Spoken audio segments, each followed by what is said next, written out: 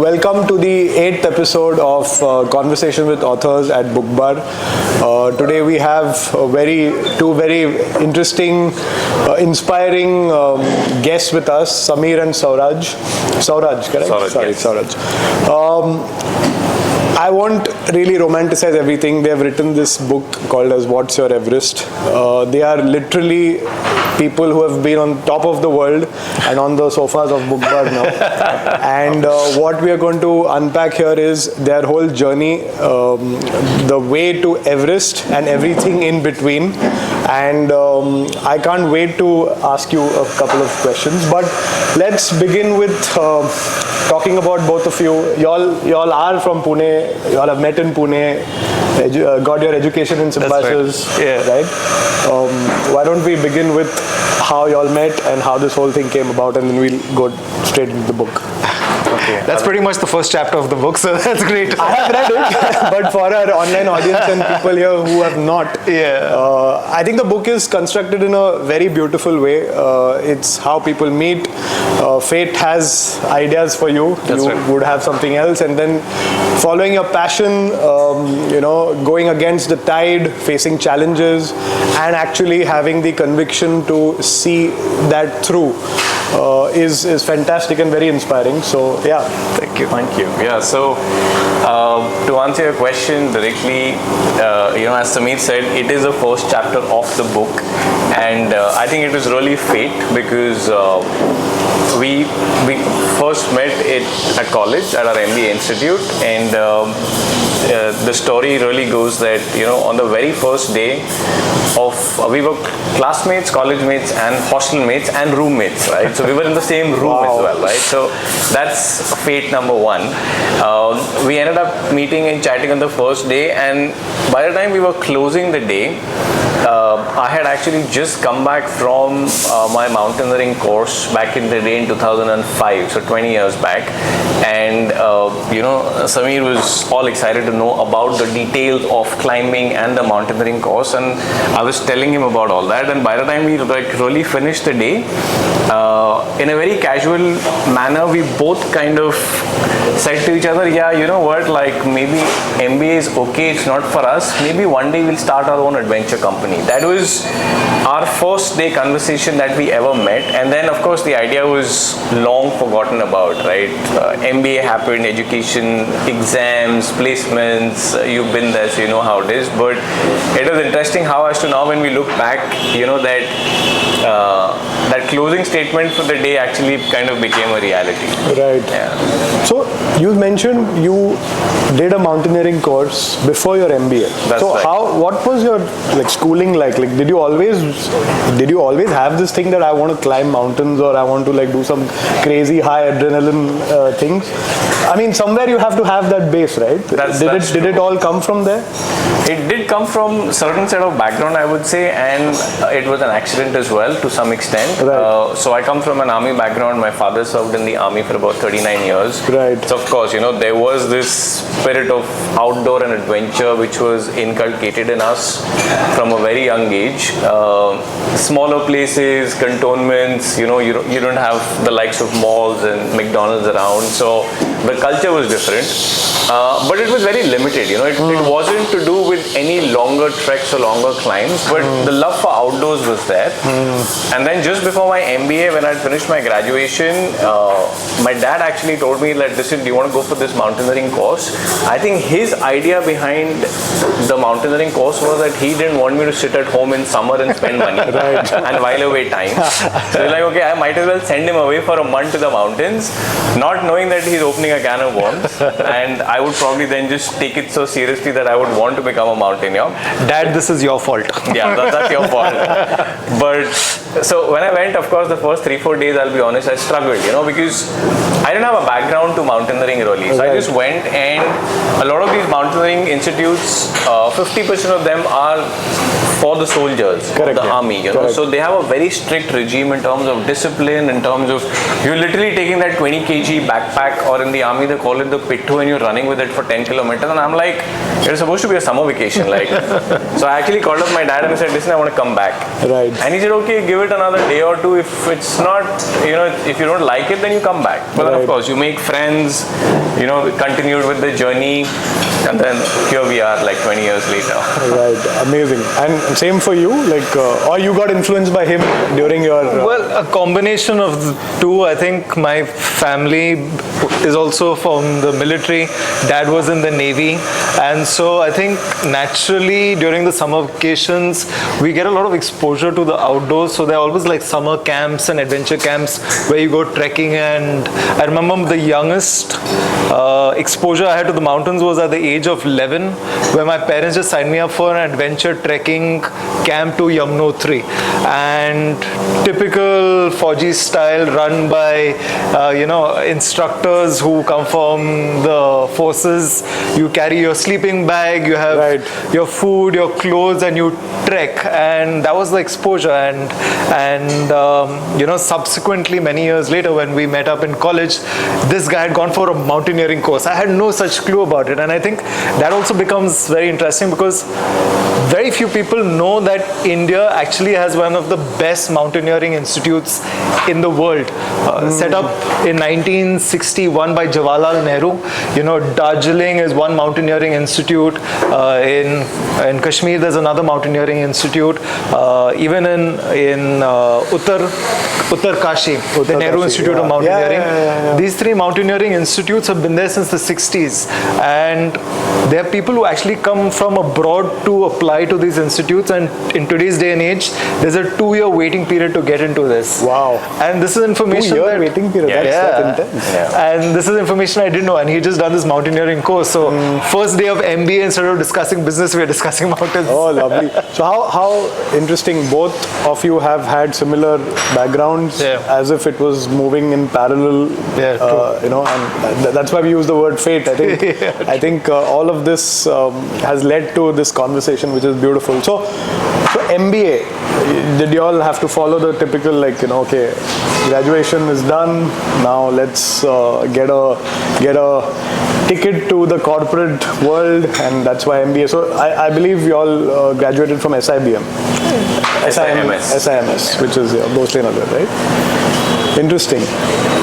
How was that like? And I'm going to ask you this question very soon, that, what made you decide? The tipping point. I mean, because so many people reach that tipping point and then they don't know what to do with it. And one lot goes with the flow, and nothing against that. That's also great. And one lot, goes the other way. And I'm sure 2 years was enough for you guys to figure out that, okay, this is what.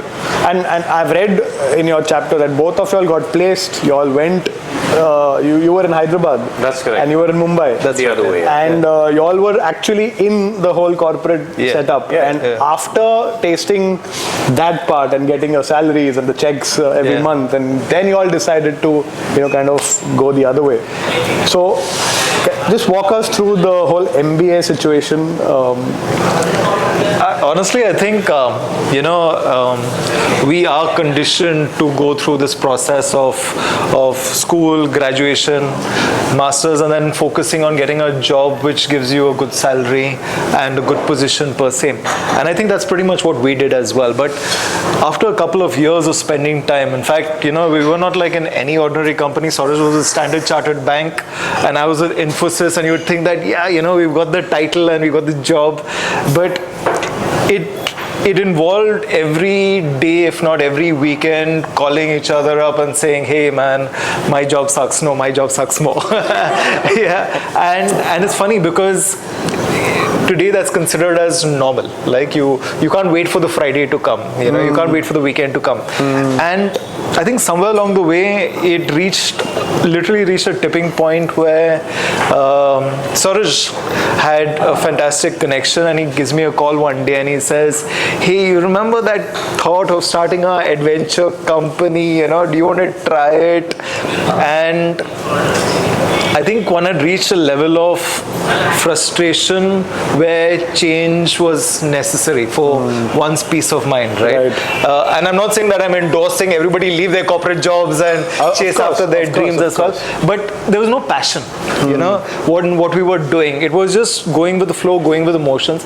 And I think somewhere along the way, that thought of being able to start our own adventure company in 2010 in the middle of recession was not scary enough for us to not pursue that. And I think we ended up taking that leap of faith and jumping into that. And I still remember, I mean, when I went and met my family, I spoke to my dad. He was really upset. I mean, he's coming from a government job, you know, 38, 39 years of service, and finally his namuna bacha is in a company which he can actually brag to his friends about.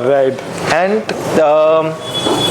I think for the first day or two, I wanted to have a face-to-face conversation, and for the first day or two, he was like, okay, listen, I just don't want to talk to you right now. I can't believe you're doing something like this. You want to become a Raju guide? And now obviously, you know, when I'm thinking back of a young 20-year-old something talking to my dad, saying, I would also say, listen, don't be stupid.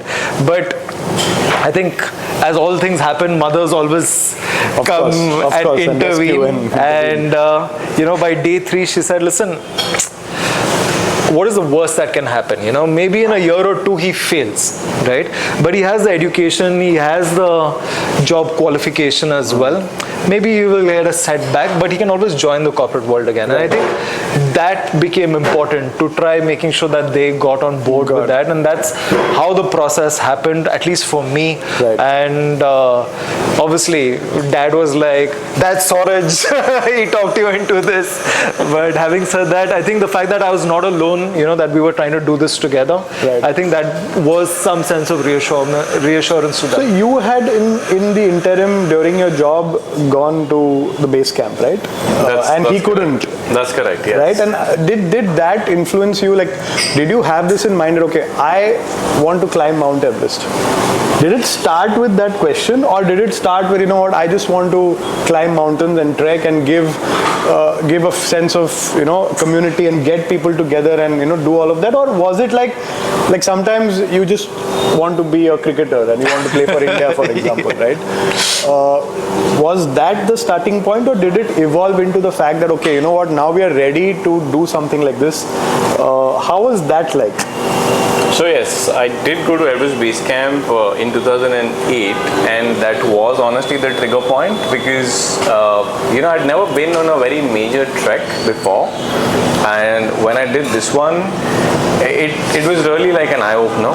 It was you know, it was a hint towards the fact that there's an entire industry out there which is a little unorganized. The amount of information available on the internet in 2008 versus now was of course maybe 100 to what it is now, right?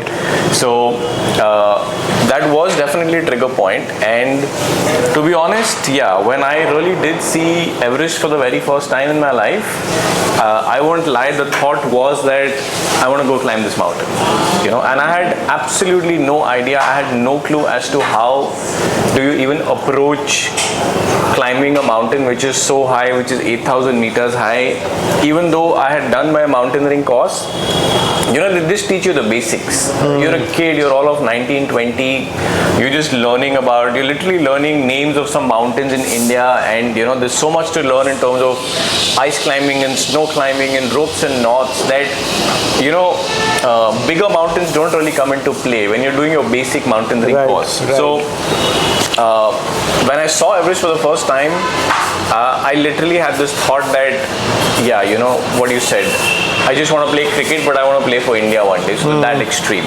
So I asked my guide as well, that's in fact mentioned in the book, and a lot of mountaineers would joke about it because, you know, it's a longer process, it's an expensive process, it takes a lot of hard work. But at that point, I think I was so ignorant and naive that I just told my guide, listen, I think I can extend my leave by 2-3 days. So if you think that now I'm already at base camp, if you think I can go climb Everest and come back in 3 days, I think I have a little extra money also. So, and really? I'm not joking, he exactly had the same reaction you've given me, right? Exactly the same. And I still remember the expression, even though it was 2008. And that kind of, it did trigger me, but it did kind of generate a lot of curiosity. So I was really like, you know, who are these people who go climb these high mountains? You know, like, do you really have to be the Sachin Tendulkar or the MS Dhoni of this world to be able to even think of going and climbing a 8,000 meter peak? Like, and that's when I kind of started picking up a lot of books on Everest from Nepal. I literally got back like some 7-8 books. I started reading them, and that's when I understood the process of, you know, how is it that you can approach a mountain like this. And then I realized, okay, I've set this dream, but it's far, you know, and eventually it took us like 10 years to get there. Like this thought cropped up in my mind in 2008. By the time we made it happen, it was 2018. But it did start from there, I would say. Right. So you, like, a lot of people go to base camp and they do this as a passion, right? And I've seen so many people, friends, family, after they kind of achieve everything they have achieved in their life, this is like, okay, now I want to really conquer myself within, and I want to do that. So the business angle came first, that the opportunity to, you know, while personal aspirations of, yes, you want to climb this mountain, but the fact that, as you said, it's an unorganized space, no information, that had to come first for you all to set up, and then naturally leave everything and get into the entire ecosystem of mountaineering and what it entailed. That happened first, and that the business moved first, and then the prep parallelly to Mount Everest. Yeah, actually it's a little confusing because, you know, the biggest challenge to go climb the mountains, especially in an Indian work culture, is not so much the finances, but going to your boss and saying, boss, mujhe leave de do. You know, correct. That is a huge challenge. Everest ka 1 mahine ka leave to correct. I mean, forget about that. You know, 2 days ka my otherwise mama is in the hospital, or papa is in the hospital, or nani is in the hospital, unfortunately. But yeah, I mean, that became the biggest challenge. So there are 2 ways to do it. Either, you know, we work really hard and get a job which gives us 1 month off and we can go climb mountains, or we say, okay, let's figure out the industry where we get into it, which naturally takes us to the mountains. Right. So when we started off, it was just that. It was like, okay, you know, this is a nice means to the end of going climbing mountains. That was the initial thought, but as we continued on this journey, and as you can see in the book as well, you know, that purpose of going to the mountains started changing, it started evolving, and it started defining us also as people. So yeah. So 10 years to summit. What happened in between? Two times you all attempted. I want to know it all, like, you know, facing death, being caught in an avalanche. I mean, so many people here would want to know the nuances of, I mean, we all have access to YouTube and so many now people talk about it, but right from the horse's mouth, how did the first attempt, what happened there? So I'll probably take a minute and talk about the years even before the first attempt as to how the build-up really was. So, you know, we spoke, of course, it took a little time to set up Adventure Pulse, and by the time we really kick-started operations, it was almost 2011, I would say. The initial years, you know, the question that you previously asked, was it that the business came first, and then it actually did in a way, because, you know, the professional and the personal aspiration in this case completely aligned. And Everest Base Camp as a trek, or as we call it, as a product, for us it kind of started, it was one of the first things we started with, because I'd been to Everest Base Camp and I'd seen the nuances of how it works. So we started doing Everest Base Camp through 2011, 12 and 13, and in these 3 years between Samir and me, both of us would have done Everest Base Camp at least 10 times each, right? Because we were really pushing the product. We were much younger, so we would be on the field much more. So after reaching Everest Base Camp, the 6th time, the 7th time, the 8th time is when we kind of really, you know, started thinking that, okay, it's now, it can be a reality, because now we are, you know, we spend a lot of time in this region, we are in the world of mountaineering, and because you are on the trail, you end up climbing some other mountains around Everest, you know, you end up meeting a lot of people who give you advice, you actually end up meeting people who've climbed the Everest, and I feel all those things become very important, right? So I think those 2-3 years gave us enough exposure to be able to then start thinking of it seriously. Right. You know, not in a casual way where I told my guide, listen, can you take me out? So that happened between 2011, 12, 13, I would say. And then it was a very casual afternoon conversation, you know, more like a car park conversation. I think Samir had come to my place for something, and I was just walking him down, and we were standing next to his car, and I was like, you know what, like, maybe now we are ready to go climb Everest. And he's like, what? Like, where is this coming from? I was like, yeah, dude, we've been to base camp now, whatever, 8, 10, 12 times. If we start thinking of it now. Yeah, we climbed up to 7,000 meters as well as a mountain, built up that experience here. So yeah, that's how it got really triggered, and then came the first attempt. Yeah, I mean, but you all submitted other mountains also before That's that, right. right? I mean, to just kind of test waters. Ki, okay, let's see. Quite a few. You know, at least can we, you know, have that credential and that confidence that our bodies can also, you know, adapt and acclimatize and, you know, get some sort of foundation in the right way. Which is also very critical because, like, you know, maybe as an afterthought, like, you know, whoever wants to climb Everest needs, there's a lot of prep. Of course. It's not something which you can, and in today's world, everyone thinks that in 2 months, 3 months, you can prep and just go. Kudos to people who can do that. But largely, I think the build up to reaching that altitude and you know, how your bodies react. Which peaks did you all summit before? You know, because we were trekking in the Nepal, in the Everest region, there were Island Peak, Labuche Peak, Mera Peak. All these mountains are located in the Nepal Himalayas, all above 6,000 meters. We went to Kargil as well. There's a mountain called Nun and Kun. These are two mountains which the military, the army uses as a final test to select the Indian Army Everest expedition team. So we'd gone and climbed that as well. Can anyone climb that, or you all, because of your background? No, anybody can climb that. It's just that you need to have the experience and expertise to be able to climb that. So we literally, over a period of time, not just relied on technical textbook knowledge by our mountaineering course, but also building up the experience as to know how we react in the mountains. So by the time we actually went to climb Everest in 2015, I think we felt, okay, we had prepped enough to reach to this point. It wasn't, because the cost of failure is so high, right? I mean, the cost of failure is not that you will lose a race or you will fall down, you'll die. So how do I assure my family back home that, listen, we're making an educated, informed risk that we will be able to do this and come back alive? And I think you can't be complacent as far as that is concerned. So in 2015, when we went to climb Everest, we felt that it would be good for us to develop our own climbing expedition. So we went, we hired our own guides, we purchased our own tents, we got our own staff together. And just to give you a perspective, I mean, not only does it take 2 months to climb Everest, an approximate cost is about, I would say at that time, about 35 lakh rupees per person for those 2 months. Why is it so high? Maybe we can take that later, but you can go with your. But I genuinely want to know, like, you know, what. I mean, let me give you a very simple example, right? I mean, imagine the cost of your living in a Pune for a month, okay? Rent, khana, pina, jina, you know, maids, etc. Now imagine if you take your entire accommodation and shift it onto a glacier in the middle of the mountains, right? You're multiplying that by a factor of 10x, right?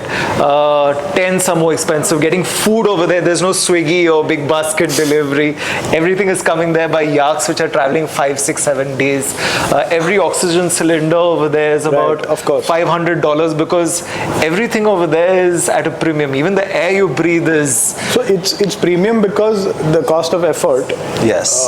Cost of effort, cost of running an expedition. Or is it just like they've made it into a business which not necessarily. I mean, for that ecosystem, and nothing wrong with it. But there's a major cost towards the permit as well, and just for somebody to obtain a permit. Now the permit has gone up to about $12,000 almost for a climber. So out of the $35,000-$40,000 that you're paying, almost 1/3 of your cost is just going towards the permit, which is a royalty to the Nepal government. Right. So that in itself also becomes very expensive. So the prep is not just the body; it's also the financial prep.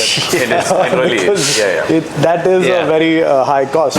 Yeah. So you were saying that. So yeah, we managed to put this entire expedition together and ended up trekking to Everest base camp, and again. And were only the both of you, or you all had managed to get? No, so the first attempt that we made, it was just the two of us and with all of this. Yeah, so to support the two of us, we had a staff of 10. 3 Sherpas, 1 cook, 1 assistant cook, 1 base camp manager. Literally, is that the normal procedure for 2 people? You have 10 people to take care of. Yeah, at least.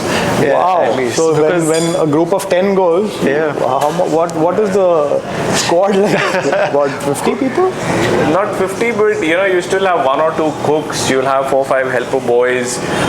Basic things like, for example, if you want to drink water at base camp, there is no water. There is no water source. You are on a glacier, right? So something as simple as there are actually 2 boys, and their job is to go to the glacier, like towards the end of the glacier, every day in the morning with a huge gunny bag, use a pickaxe, break ice, fill the gunny bag, bring it back to camp, and just melt water. Wow. And they do that every 3 hours. So he'll go at 9 in the morning. That's the job. For 2 months.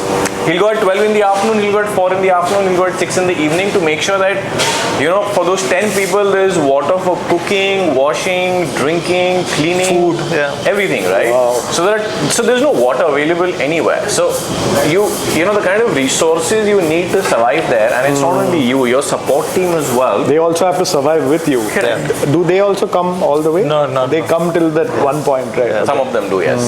Yeah. So here we were. We are at Everest base camp. We are now not just trekkers. We are climbers. We've got this distinction. We're pretty excited about it as well. And we've reached the stage where we are ready to go climb the mountain. And the first, because Everest is such a huge mountain, between the base camp and the summit, we have at least 4 camps in between, and we have to set up these camps. And so thank you so much.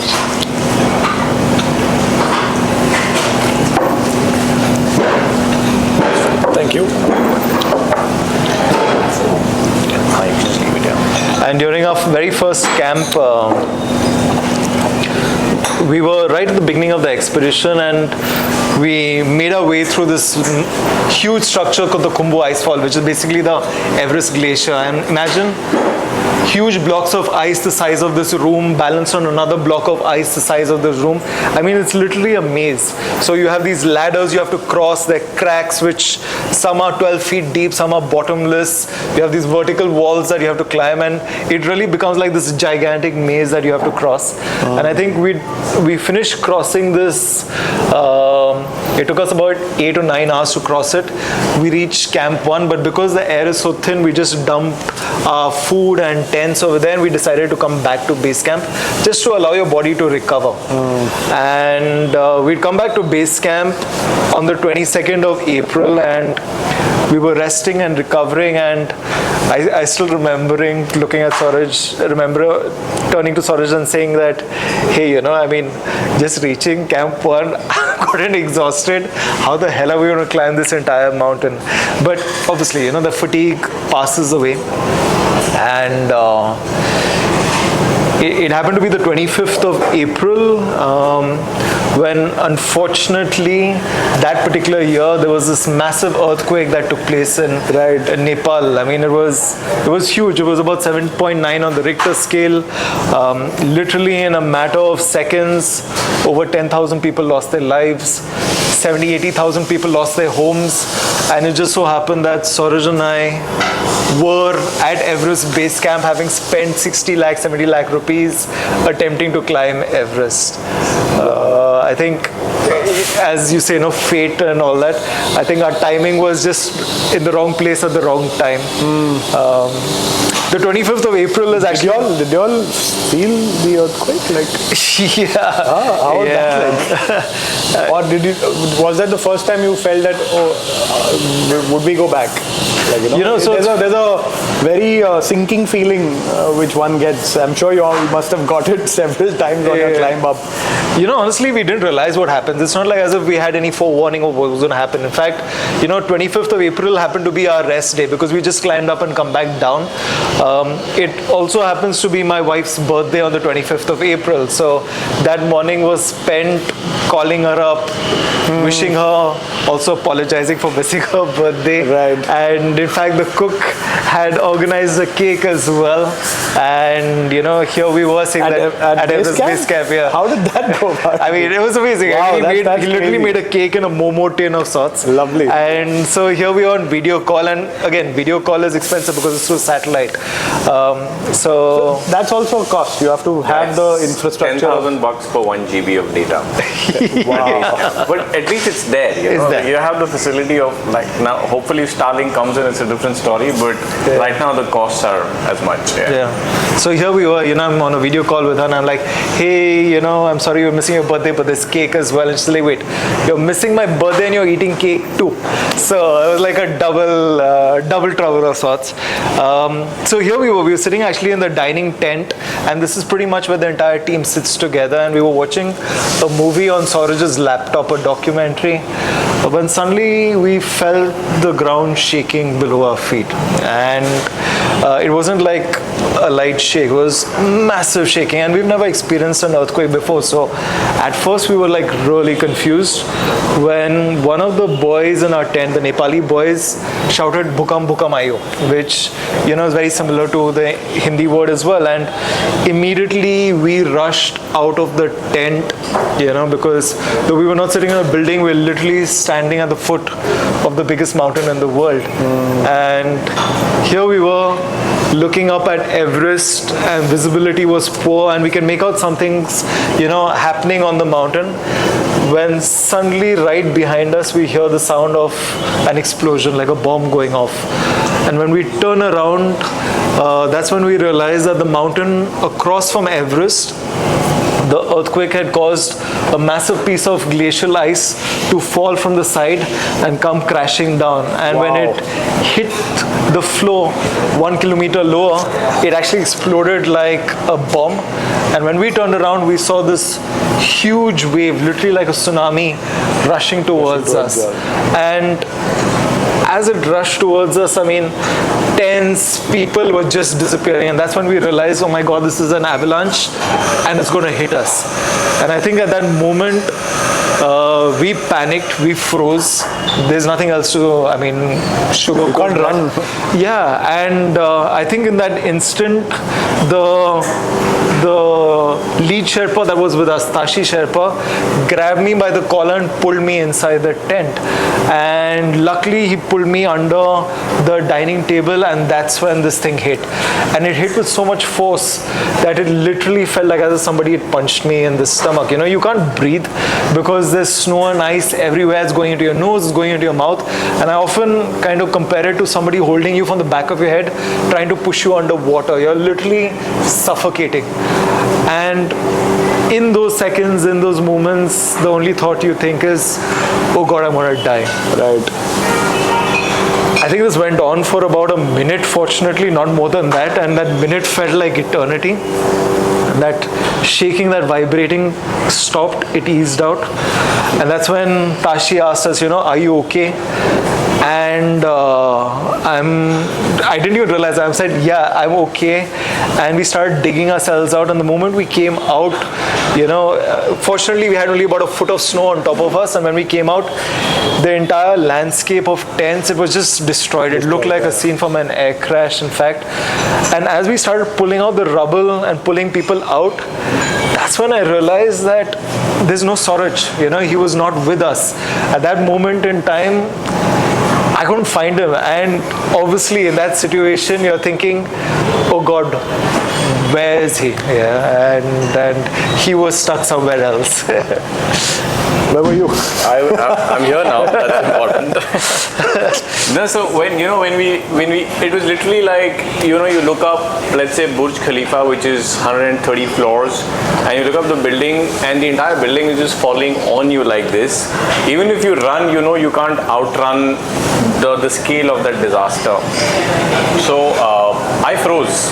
As much as we had trained, you can't really train your mind for 1,000-foot avalanche hitting you. So one of the other Sherpas, Samir, was towards the dining tent, and on the left we had another tent which was our kitchen and equipment tent and stuff. So one of the other Sherpas kind of shouted and said, come this side, and I ran towards the kitchen tent. So we were in different tents in opposite directions, and for me it was of course the same feeling. The avalanche hit, and the force of the avalanche was so much that it was like a moving force, right?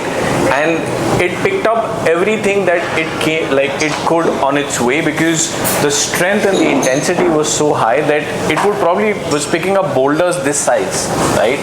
And just picking it up as if the smaller pebbles and just like throwing. So people, tents, boulders, chaos, gas cylinders, everything rushing with the avalanche towards you.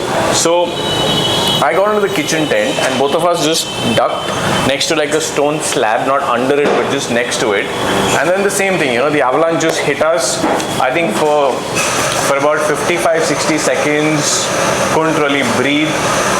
It really felt as if somebody's taken your head and it's immersed under like a bucket of icy water, and you're not able to breathe, right? So you'll survive for like 35 seconds, 40 seconds, 50 seconds, and then of course you start panicking. So I did reach that stage where I'm like, okay, you know what, like if in the next 10 seconds this doesn't stop, I can already feel the weight of snow. It was probably 1 foot or 2 foot of snow just above me, and I was getting buried under that.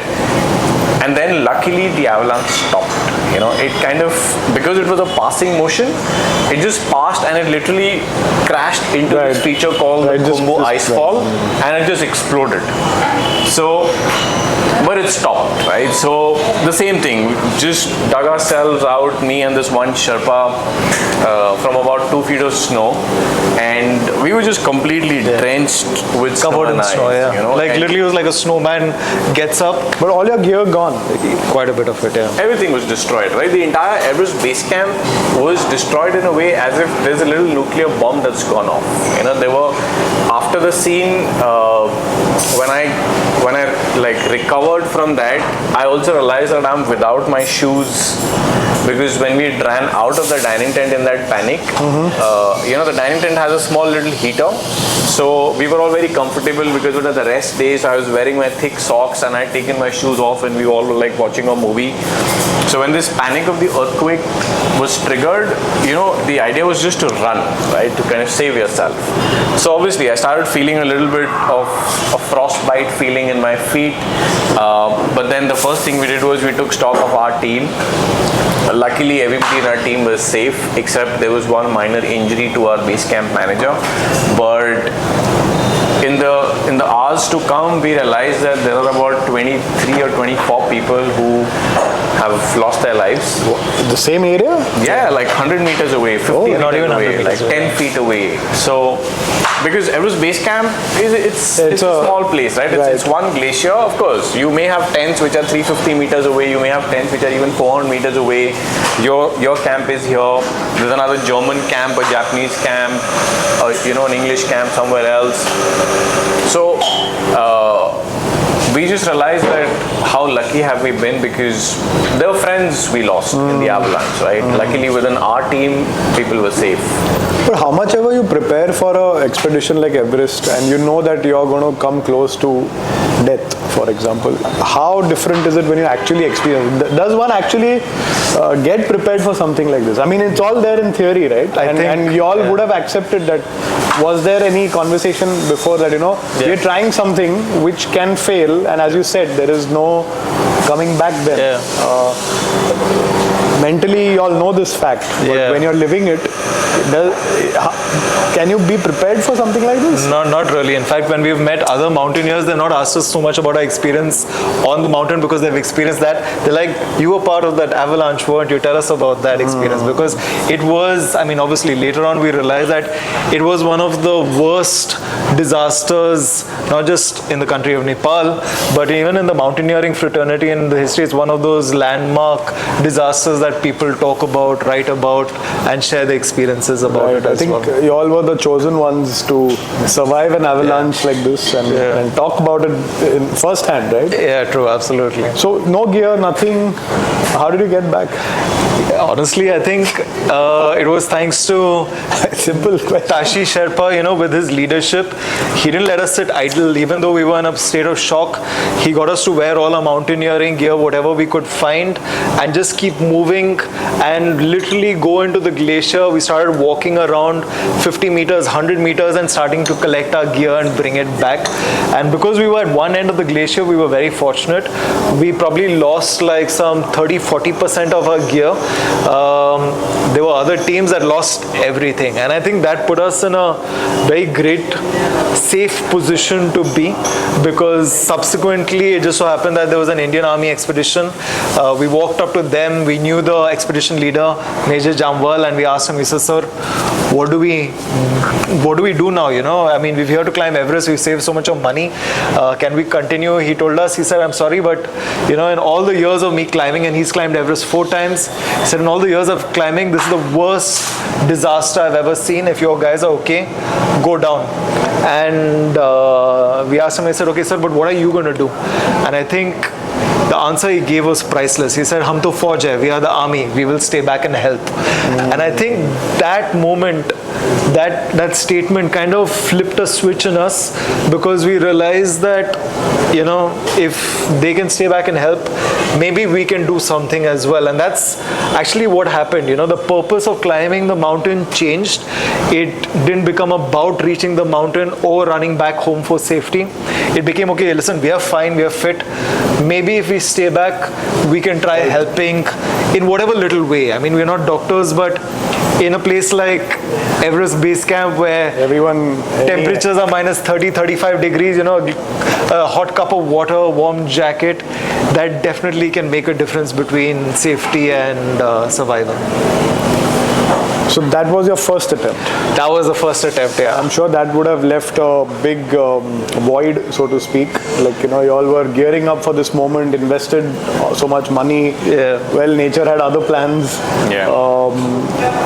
Did that firm up your resolve to go again? Because that's what y'all did. But I'm sure that would have not been easy at all to go back the second time. I think the biggest detriment was the cost, right? Because it's not like an Amazon order where you place an order and you don't like the package and you get your money back, right? Right. The money is gone, everything is gone. But I think on the way down, as we were walking back, we saw a lot of the locals who were, in the villages in the Everest Valley, and they had lost their homes, right? And rather than sitting down and saying, "Hey Ram, God come help me, the government come and help me," they'd already pitched their tents outside, they'd moved their families there, and they'd already started going back and collecting bricks and wood to rebuild their homes. And honestly, looking at their resilience, I think that for us became very clear that, okay, we are fine, our homes are okay, our families are okay, the mountain is still there. It may take some effort, but we can come back and climb again. And I think it's not a big deal, actually. Like, in the sense, when you're in this whole, it's like getting stuck in traffic. You have a bad day, let's do it again. For someone who's not a mountaineer, this is like, okay, I don't want to go again, and I don't want to risk my life. Yeah. But if it's a chosen field, and in a chosen field, getting stuck in an avalanche is, okay, I had a bad day. Was that the attitude? Because it's very interesting to understand the mindset. At the end of the day, your climb is internal. Right. After such a I won't call it failure, but not summiting, right? And you have every reason not to do it. Yeah. And every right reason not to do it, right? Yeah. But then again, as you said, like, when if the Indian Army has a mindset, okay, avalanche hua hai, we'll move past it. Or, the Sherpas there, it's like just another day in office. Death is just another thing which we see. It's like doctors, it's a chosen field. Yeah. You see death, you save lives, but you're not attached emotionally. Where did all this start factoring for the next climb and so on and so forth? So I think, getting stuck in traffic on a bad day in office. I'm just giving it a very layman example. That, it's a decent example. Get me wrong. I would compare that to climbing, let's say, from let's say, a camp 1 to a camp 2 and getting stuck in really bad weather, and rather than having like sunny skies, having like a blizzard, and by the time you reach camp 2 you are drenched in snow and you have like chilblains. So I think that is the comparison for us in terms of a bad day in office. Right. But the avalanche was an exception. The avalanche was extreme. As Samir said, it actually has been recorded as one of the biggest tragedies in the history of mountaineering ever. In fact, about 2 or 3 years back, Netflix came up with a documentary called Aftershock, which is based exactly on this episode of the earthquake in Nepal, and it also talks about the avalanche at the Everest base camp, and we are part of that, right? We're not part of the documentary officially, but we are part of that entire event, experience, and it's made on that entire story of surviving the avalanche, which is called Aftershock. So the scale of that event was something that nobody saw coming. I think 2 things helped, one of which is actually very ironic. In India, or at least till 10 years back, the concept of trauma was not really talked about as much, was not recognized as much. Yeah. Even though we came from defense backgrounds, and our fathers have seen crazy active situations. operations at some point, it's not really recognized, and we didn't really grow up with that, but it was there. I still remember instances where I came back home and anything small would move and we would be scared. Oh shit, it's an earthquake again. And not consciously, like suddenly you feel your heart racing, right? Subconsciously. Your mind remembers, and then we were very trigger scared, response. Right? We were anxious. There was one time I was sleeping and it was a little late. It was 8:39 in the morning, still recovering from the climb and from the avalanche. And the cook started the mixer in the kitchen, and that sudden sound woke me up, and I just, I was scared for like about 10 seconds. I was like, what is going on? I was like, okay, no, you're safe. You're back home. So there were instances of trauma, but honestly, we didn't really talk about it much. We spoke about it to a few friends here and there in smaller conversations of maybe 10-15 minutes. To each other, yeah. But there was no concept of going to a counselor or talking about it and getting it out, which is ironic, but maybe at the same time we didn't give it too much importance. I think that's the secret sauce. Yeah, and we just moved on, and for us the triggering factor of why is it that we went back essentially was this very simple fact that this was a natural disaster. An earthquake can happen anywhere at any point, and that's what happened with us. So it wasn't our inability of not being able to climb the mountain. Right. We were just of the opinion that we want to give it a very fair shot where the weather gods support us, and if it is a natural disaster, you can't blame anyone, right? So nobody climbed. Yeah, nobody climbed that year. Nobody climbed that. So it's not a failure within you. It's the dialogue within there. Yeah. So that kind of made you get back to going back the second time. Yeah, unfortunately we couldn't rob a bank, raise enough money to go back the next year, but it took us about 2 years to figure out the finances once again. Right. And again, we don't come from rich families, so that in itself became an exercise, right? How do you jugaad 30 lakh, 40 lakh rupees each, right? And it forced us to become enterprising as much as possible. So, rely on crowdfunding, run lottery tickets in high spirits, for example, reach out to family and friends, give discount vouchers for treks. And we were open to ideas, but that process itself kept us very engaged in terms of how do you raise money for an expedition like this. Looking back now, honestly, if you ask us, how did you raise that money? I'm still not sure how we managed. Will you give that as a suggestion to fellow budding mountaineers or not? Honestly, for anybody who has a passion to do something that's there, the first hurdle obstacle is I don't have the money. True. How do I figure that out? True. But I think that if you're really passionate about it, comes. You will happens. use your brains to try figuring out how that money is going to come out. So then you got the funding again. Yeah. When you started your second journey. Yeah, and now honestly we went back this time for the second time to climb Everest. In fact, we decided to continue with the same model of having an independent self-funded expedition, because a lot of the bigger expeditions were with European-based companies, and things like, you know, just basic food like lunch, dinner was pasta, spaghetti and all that, but you know, you want homely food like dal, chawal, sabzi and all that.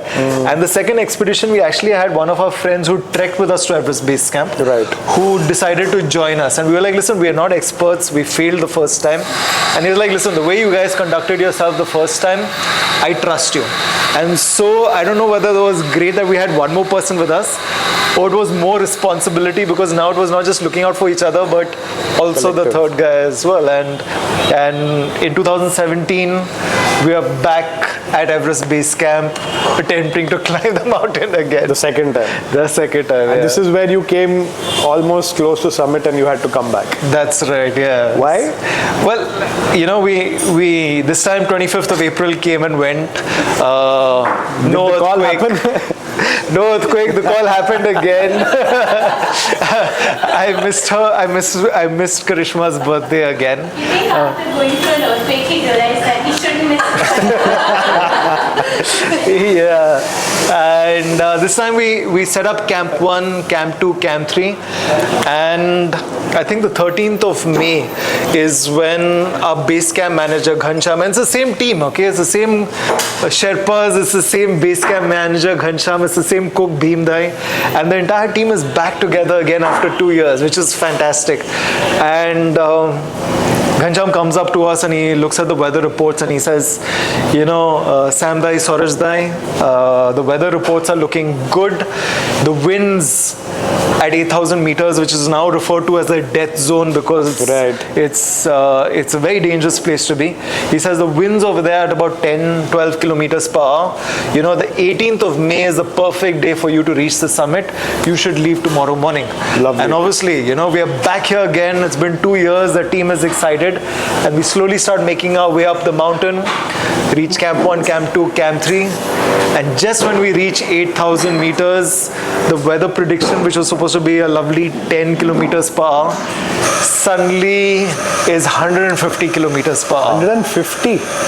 Wow. Yeah. Y'all could, like, how was facing that like? I mean, No, they were extreme weather conditions, because what happens is that above 8,000 meters in mountaineering, there's a phenomenon called the jet stream winds. And if you really look at Everest from a distance ever, or look at any pictures of Everest, Everest always looks like a black rock pyramid with very less snow deposits on it. If you see it from a distance, of course, if you're on the mountain, you have snow till here. But from a distance, it looks like a black rock, and the reason for that is that these jet stream winds typically are somewhere between the last layers of atmosphere and stratosphere kind of a thing, and they can blow from 120 to 150 kilometers an hour. And what they do is they hit the summit of Everest 365 days a year continuously. so the snow keeps... Yeah, so the snow keeps getting blown off the summit, and in fact that is called a plume. You know, so whenever you see a cloud coming off Everest, that's usually not a cloud, that's snow being blown off because of the jet stream winds. So whenever you're climbing Everest, one has to, so you can't just climb Everest anytime or any day. You know, I can't decide, okay, tomorrow, 22nd of May, I'm going to go climb. It's not that. It's the weather that lets you decide, because the jet stream winds have to go down, and there are very few days in a year where the jet stream goes down. And that weather phenomenon can literally be 5 to 6 days in the entire year.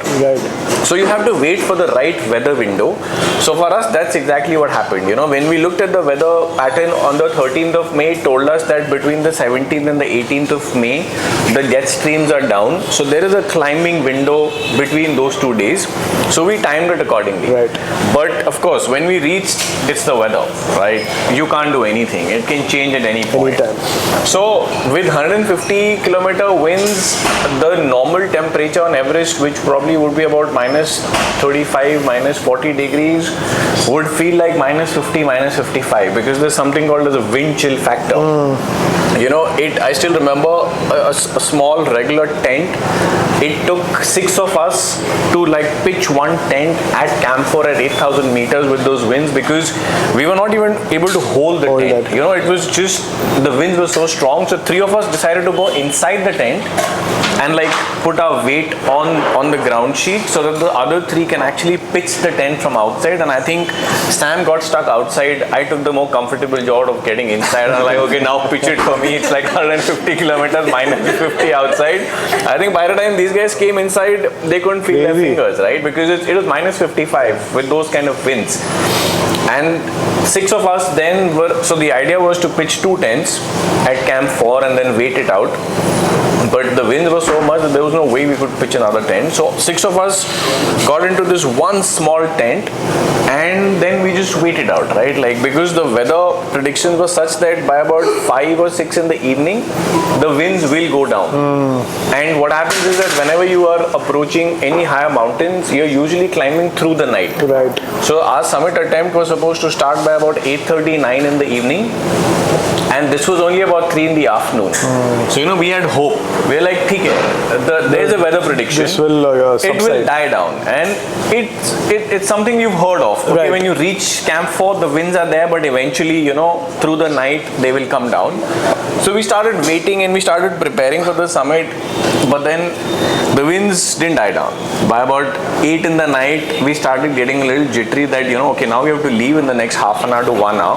But these winds are relentless. 9 p.m., 10 p.m., the winds didn't stop. And of course, we were waiting and waiting and waiting. And then, of course, by the time it was midnight, the winds were the same, and we kind of knew that. So you all were still there? We were still in the cramped in that tent, like 6 of us with oxygen cylinders, minus 50 outside. What were you talking? You can't talk because it's literally like you're sitting inside a drum. That's it, just sitting. Yeah, you're sitting in a Surviving. drum With the sound of the wind. And Yeah, and it's not like a gentle sound. It's literally like you're sitting inside a drum and somebody's banging it on the outside. The winds are just that intense. You can't talk. I mean, you'll shout yourself hoarse before you can talk to each other. So, a horrible place to be. Yeah. Right. And we were also on oxygen cylinders. And we paid to be there. we paid a lot of money to be there. That time you can't negotiate your way, no? I've paid so much, I deserve to go up. Volume thoda kam karo na. Yeah. So we were on oxygen cylinders, and then of course we were waiting. We kind of somewhere knew that, okay, at least tonight the summit is not going to happen because there are certain number of hours you need to budget to get there. If you start by 9 o'clock in the evening, you'll probably get there by 7 in the morning. Right. But if it's already 1 or 2 in the night and you've not started, you know, so I still remember in the middle of the night, I opened the tent a little bit because, you know, we were 6 of us, we were not able to sleep.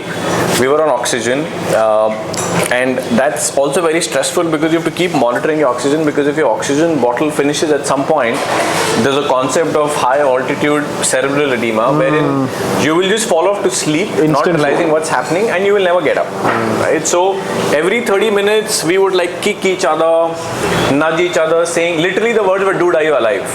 And that time we weren't joking, like it was a genuine question that, are you alive, right? So it was a stressful situation.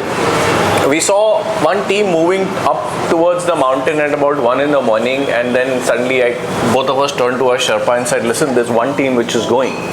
And our Sherpa is like, yeah, but look at the wind outside. Why don't you could just go stand outside for 5 minutes and come back? And we tried that and it was impossible, right? Like we failed to understand as to how is it that this team is even thinking of approaching the mountain in this kind of weather.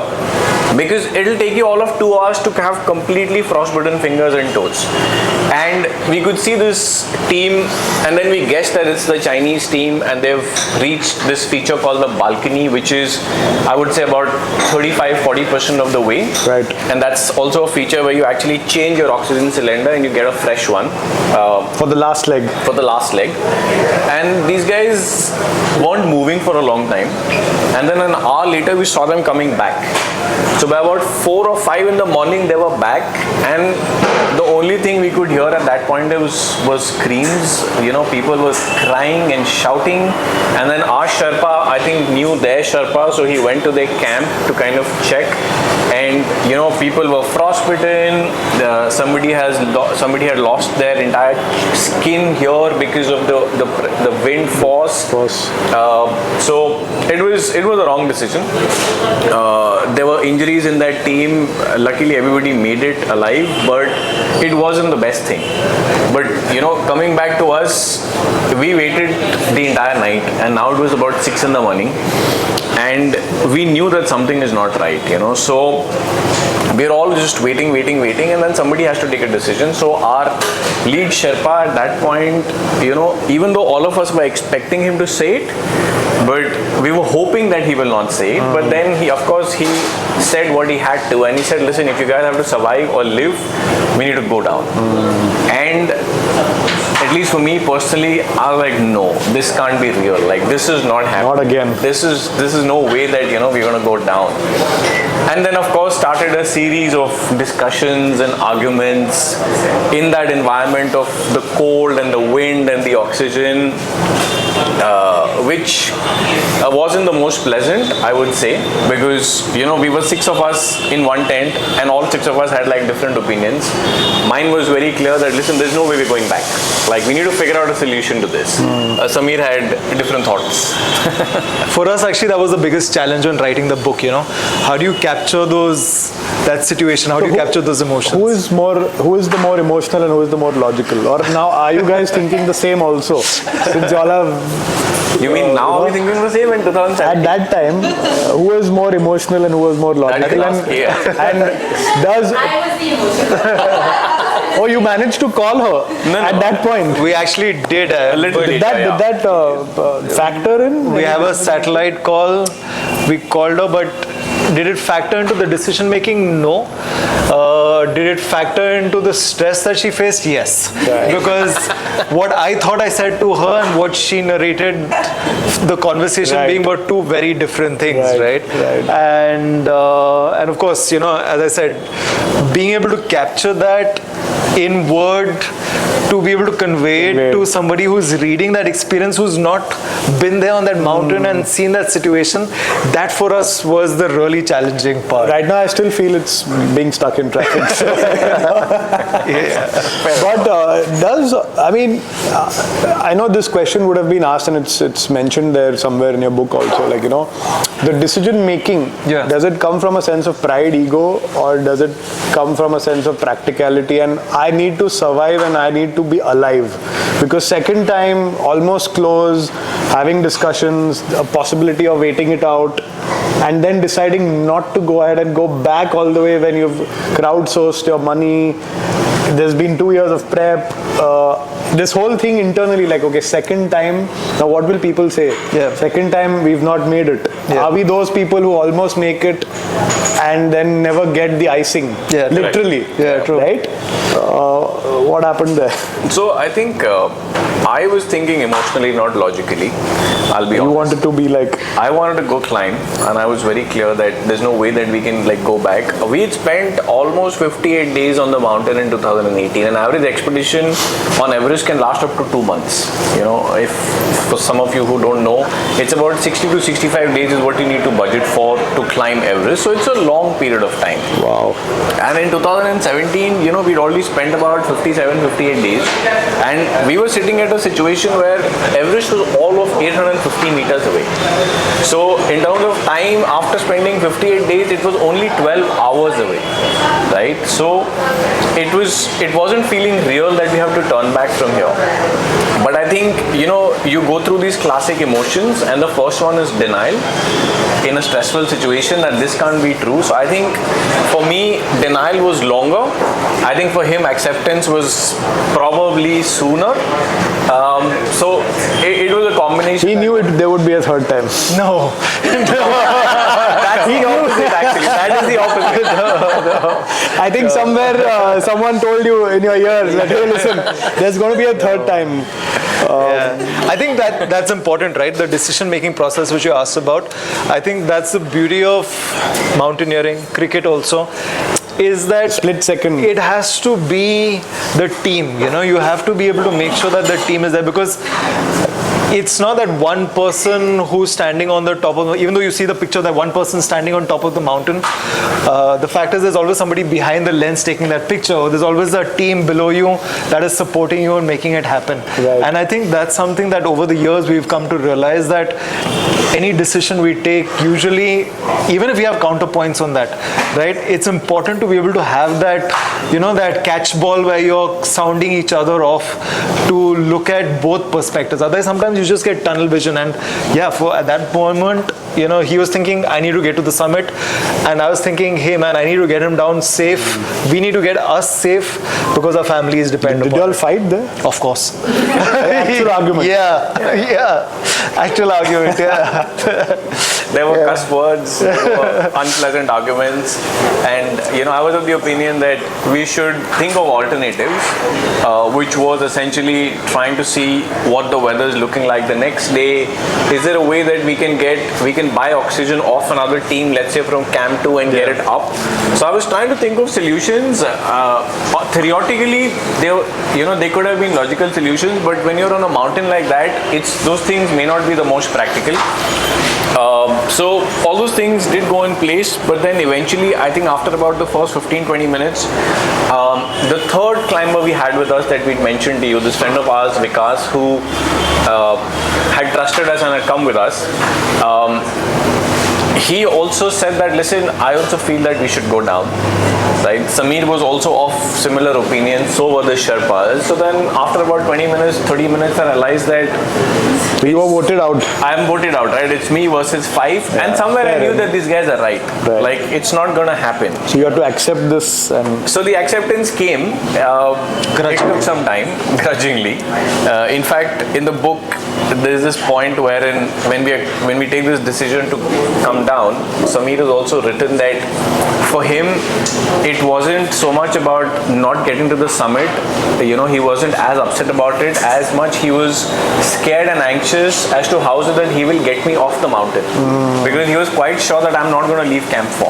Like, I'm just going to station myself there, and because I refused. Like, even in 2015, after the avalanche, there was a point where I actually refused to leave the base camp, and I was like, I'm going to stay here. And these guys were like, what are you going to do here alone? And then there was a situation very similar which was going to happen at Camp 4. But then, of course, there was acceptance, there were discussions, arguments with us, with the Sherpas, with the base camp manager on the walkie-talkie. He was of the opinion that you guys should stay, I will do something. But the climbing lead, the climbing Sherpa, eventually he's the leader of the expedition, and everybody must listen to him. And you have to that's the trust his rules, judgment. right? Yeah. so that's That's the final sacrosanct, say. whatever the Yeah. Sherpa say. And when Samir and I lead expeditions now, which we do a lot, we expect the same from our set of climbers. That, dude, my word is the final word. If I feel that this is unsafe, you can hate me for the rest of my life, but this is not happening. So he was taking similar decisions on that point. For you, yeah. For us. Safety, yeah. Which honestly at this point I'm glad he did. But then 2017 was a disaster in that sense that we turned back. We turned back 12 hours away. Wow, 850 meters is just here till that chalk. That's it. And imagine it's taken you 58 days to reach here. And 2 years for the prep. Yeah. And then after 2017, what happened? He has a version of that. Yeah, all go for it. So anyway, we come back home, and I think in a society like ours, you hear this message very often. Maybe it was a message from God. In this much money, you can buy a house also, But I think, honestly, I had mentally trying to come to terms with maybe we're just not good enough, right? Because all those reassurance messages make you feel like that. And I think Sauraj's determination in saying that, listen, the first time it was an avalanche, the second time we got stuck in a storm, I'm going back again. And till the time it's not in my control, that's the factor again, because again, winds, you can't do anything. Correct. Yeah, and I think the third expedition, to a very large extent, was his determination that carried both of us. I mean, going through that exercise of raising money again, log kya kahenge, what will they say, how do you go back? In fact, we'd gone through this process of going through family and friends to ask, to support us, that by the third time, if you go to family and friends and say, we want money again, people will stop taking our calls as well, right? And you're embarrassed as well. Yeah, so we were the guys who were not able to climb Everest. But I think one of the things that we actively did was that we spoke about our experience often enough. We spoke about our failures. We spoke about the fact that we're still determined to do it. We were doing talks in schools and colleges, and we got invited to share our experience in the Rotary Club in Pune. And during one of the sessions, just fate has again stepped in, and the owners of Force Motors, the Firodia family, happened to be attending that talk, and they heard our experience. Oh, nice. And Mrs. Firodia, Sejal Firodia, she heard our experience, and she started talking to us about, tell us more about Everest Base Camp. And by the conversation changed to, hey, we'd love to take you to Everest Base Camp, but would you be able to partner with us to go climb Everest? And she said, wait, you need to speak to my husband about that. So we got a meeting with Mr. Prasann Firodia as well, and it just so happened that Force Motors were pushing their off-roader vehicle called the Ghurka, and us having a MBA background, we went to him and we said, sir, we will take the Ghurka flag to the top of Everest. You all marketed it. And pitch the ultimate off-roader. He's like, but there's no roads to the top of Everest. So it doesn't make sense. And anyway, I think our passion and our determination somewhere appealed to him. And he said, okay, you come to our office in Chakan and speak to the marketing team. And somewhere, instead of promoting Ghurka, it became about promoting Force Motors. The philosophy of them. Yeah, So MBA doesn't go to waste. It never it goes comes to back in times where you didn't even feel that it was required. Absolutely, without a doubt. I mean, being able to market yourself, how to 100%. package the entire expedition, how to promote yourself, promote the expedition. And that's how the it third definitely thing made a happened. huge difference. And that's how, in fact, we did not have money, obviously, for the third expedition. And literally, Force Motors came in the month of February in 2018, and by March we had to leave for Everest. I mean, we were starting discussion with them, and they were like, yeah, no. And then finally, in the end, they stepped in and they gave us some amount of money, which allowed us to cross that finish line of being able to finance the expedition for the third time. Yeah. But you knew that one way or the other, I'm going to reach the top of the mountain. Yeah, for me personally, when we turned back from 2017 and we came back, after the failed expedition, we were at base camp for 2-3 days, and then it's a walk back, right? It's about a 4-5 day walk back to the nearest airstrip from where you can fly to Kathmandu. And I was in no mood of walking back because we'd done this trek like dozens of times. So I was very clear that I'm just going to take like a helicopter out from here and get home at the earliest. And at that point, I was very clear that I'm coming back like the next year. And that's something I had told Samir also, that we're going back, we're coming back next year. And I think he heard me, but he pretended that he hasn't. So and then we didn't talk about it, I think, for almost a month or so when we came back to Pune. And then I slowly got the topic on the table again, saying that maybe we should try again. And of course, the most logical thought was that where do you get the funds from? So I needed a spark to kind of get the conversation started. So I gave him the bait, saying that, listen, I've decided to sell my house, so the money's gonna come. Really? Yeah. So let's go. So were you convinced that he's lost? Yeah, for sure. Like maybe there's no oxygen, his brain is not functioning properly. For sure. In fact, we reached a point in time when we had enough money for one climber, and I actually told him, I said, listen, by which time now we're in 2018. We've been running our company for the last 8 years. I said it's more important for us to get the banner of the company up on the summit. Right. So one than person both of can us. go, So maybe. one person can go, and he was very clear. He said, listen, either we're doing this together or we're not doing it at all. Which caught me completely off guard, right? I was like, bach gaya. So things fell into place. At least we started, we started thinking of the direction of that we're going to go climb again through to, I would say, June and July of 2007. We just come back in May. We took a month to not talk about it, and then July, August, we started talking about it again. To our surprise, this third friend of ours, Vikas, he decided to come back as well with us. Again. So honestly, that was also a little bit of a motivating factor that, out of 3, because for him it was the second attempt. For us, it now became the third because he was not part of 2015. Right. So one person is okay to go, Vikas. I was also kind of okay to go. Like, I really wanted to go. And then, Samir also wanted to go, but he was thinking more logically in terms of, how would we manage the finances? We need to run a business as well, which are right things. But then it was almost like 2:1. So he's like, okay, if Vikas is going, Sauraj is also going, Might as well go. then might as well join the team back because he was part of the team, right? Always. So eventually that's how it happened. We still don't know how we convinced our families, honestly. I think kudos to our families to kind of just let us be at it because we started this discussion in 2013. Right? It's not a small timeline. It's quite a it's 5 long years. timeline. It's the better half of 4.5, 5 years that it really took us to get on top. But 2018, I would say, was seamless. Things fell into place. Thank you for the Firodia family that they kind of gave us some funds. The weather was good. There were no earthquake and avalanches, and we made it. The gods were listening. They were testing. Third time lucky. Third time lucky.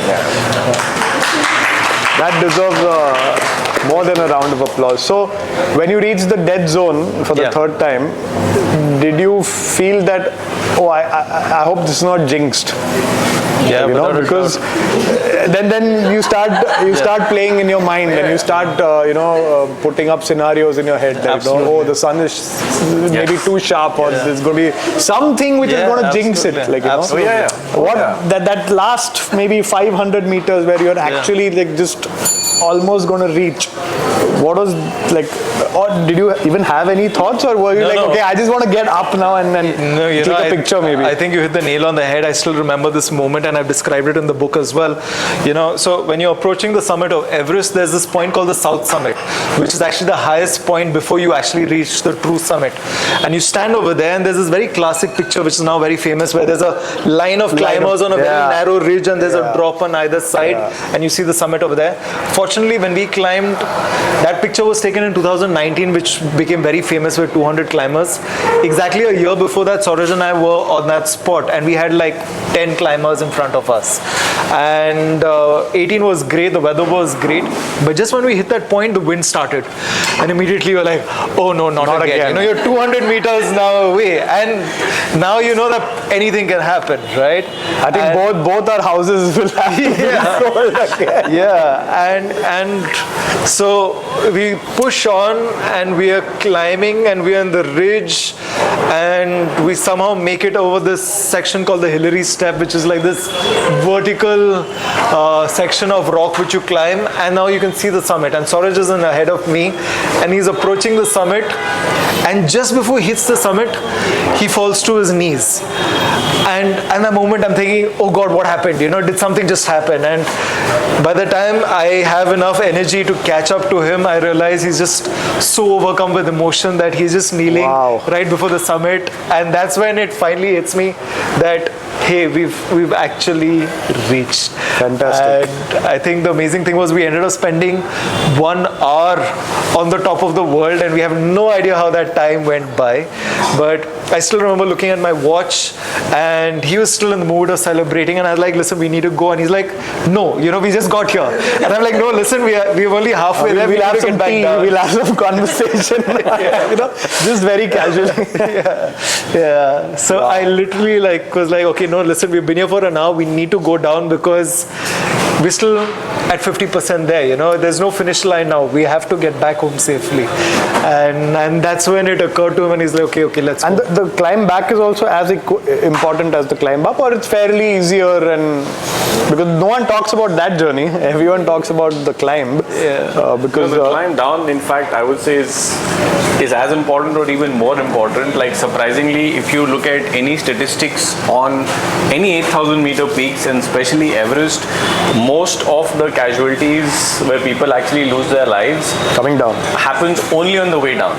Unless, of course, you know, while going up there's been an avalanche or some natural disaster that's kind of taken place. On the way down, what really happens is that for most people, they think it's the summit, but summit really is only the 50%, right? Your finish line is when you're back home safely. So your summit is not your finish line. And on the way down, you know, oxygen cylinders getting empty, malfunctioning, you being extremely tired and thinking, you know what, I'm just going to sit down at a very precarious spot, literally on the ledge of a rock, and just rest for 20 minutes, not realizing that you are, you know, just 5% of your oxygen is left, and you would not just ever wake up again. Because you're so exhausted going up. On the way down, it's even more precarious when you're rappelling down those ice walls and those rock walls. You have to be like doubly careful. So accidents tend to happen more on your way down than your way up. And actually, this is an advice which a very close friend of ours had given us, that listen, when you get to the summit, just think 50% of the job is done. Be even more careful, like doubly careful on the way down. And we actually followed that advice, where we were so conscious, we were so physically and mentally aware of what's happening, that we actually took all of like 3.5 hours to get from the summit to Camp 4, which is usually an 8-hour journey. So, you know, we were just, I think we prepped so much, not only for the way up, but for the way down, that we kind of aced it, right? But that's because we also had prepped a lot for 15 and 17, and we kind of knew what's happening, but we've had like enough friends we've lost on the way down. That's happened. So you all were prepared. We knew what's coming. Yeah. What did you feel when you were on top? Like one thing which you can, I'm sure there would be a lot of things, but is there a sense of validation, or maybe you can only enjoy something when you come back, sit on a couch in your home, having a cup of tea, and then thinking, okay, I did that, like, you know, or was it a sense of validation there itself, that okay, I have reached the top of the world after so much history? I think it was there, honestly. It was, I think for me, the first emotion that ran through me was very simple. It was that of relief. You know, it was that, okay, this has finally happened. And whatever has happened is now going to stay with us for life. You know, I still remember this small episode, which is not in the book, when we were leaving for the summit at about 8 in the night from Camp 4. I told Sam that, listen, it's the next 12 hours, and if it happens, you know, we're going to be called Everesters for the rest of our lives, like till the day we die, you know. And it's a great tag to have in the mountaineering fraternity, maybe not otherwise. And we actually never spoke about it after it, but yeah, it was a great sense of relief, I would say, at least for me personally, to get there. I think I mentioned this before before this conversation. Like, you know, when you've conquered the top of the world, what is next? What is left? Like, you know, in the sense, like, there is always this bone in you which wants more challenges, right? Your mind starts like, okay, I have conquered Everest, but maybe the day-to-day aspects of people's lives, the problems which they face, any challenges. I think, as you've rightly titled the book, What's Your Everest? You know, those things also then perhaps become as important. Like, you know, while you climb the mountain, somebody overcoming a challenge in their day-to-day life can draw a lot of parallels. Maybe do you all feel anything in your day-to-day life which is as difficult as climbing Everest? You know, honestly, again, and this is something that we mentioned in the book as well, post-climbing Everest, For me personally, I went through a moment of depression of sorts, because there was suddenly this feeling of void that, we've been chasing after this achievement for so long, and now you achieved it, now what? And as you said, so what's next, right? And I think for me to get over that, it became a bit of a mind shift, saying that the purpose was not to climb Everest, but the purpose was to make this endeavor of us much bigger. And I think now we found a lot of meaning and purpose in giving other people that sense of achievement when they reach the top of a mountain. Like Sauraj just 2 weeks ago was on Kilimanjaro in Africa, and he had 15 people with him, and he got them to the summit of Kilimanjaro, the highest mountain of Africa. Wow. Last week I was with 10 people, and we got them to the summit of Mount Elbrus, which is the highest mountain of Europe and Russia. And today, to be able to enable other people, facilitate them to get over the day-to-day challenges and monotony of life and achieve something that's so much bigger than them, right? I mean, that feeling of recreating that for other people gives me a tremendous sense of purpose today. And I think that has become, to a large extent, the definition of what we do for our company, for the people who work with us. Everything is about trying to make sure that they have that wow experience of being on top of the mountain. That's where Adventure Pulse now spearheads, training people, helping them find their purpose through mountaineering. Absolutely. Right? I think it comes such a nice circle, from where you guys started, your backgrounds, the way you all left your corporate careers to come to failures, so to speak, which are not in your control, but yet having the resolve to find the inspiration to go there a third time. And as you said, it's not just about the both of you reaching there.